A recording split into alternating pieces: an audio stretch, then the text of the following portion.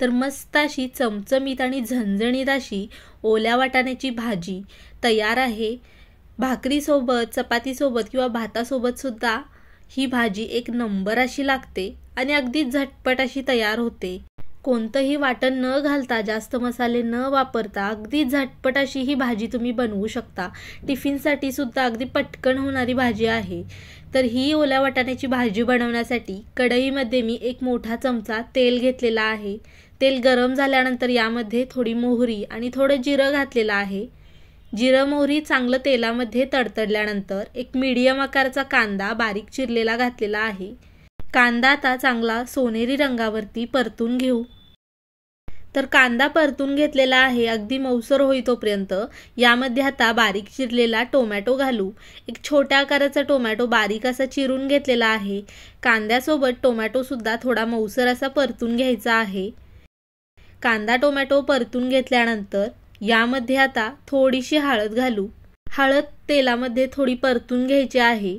आता यामध्ये ताजे वाटाणे घालू। पाव किलो ओले वाटाणे आहेत किंवा ताजे वाटाण्याचे दाणे आहेत। त्याचबरोबर इथं मी एक मीडियम आकाराचा बटाटा साल काढून चिरून घेतलेला आहे। तुम्हाला जर बटाटा घालायचा नसेल तर फक्त ओल्या वाटाण्याची भाजी बनवू शकता, मस्तच लागते। पण थोडा बटाटा घातल्यानंतर भाजी अजून मस्त अशी लागते।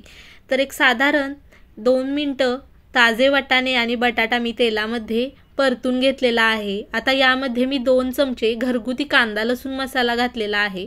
त्याचबरोबर एक छोटा चमचा गरम मसाला आणि चवीनुसार मीठ घातलेला आहे।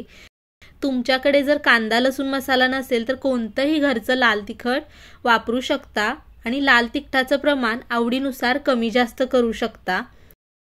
बारीक गॅस करून लाल तिखट भाजीमध्ये मी चांगलं मिक्स करून घेतलेलं आहे किंवा परतून घेतलेलं आहे।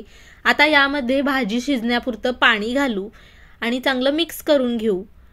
भाजीला आता उकळी आलेली आहे। गॅस मीडियम करून यावरती झाकण ठेवू आणि वाटाणा बटाटा चांगला मऊसर असा शिजवून घेऊ।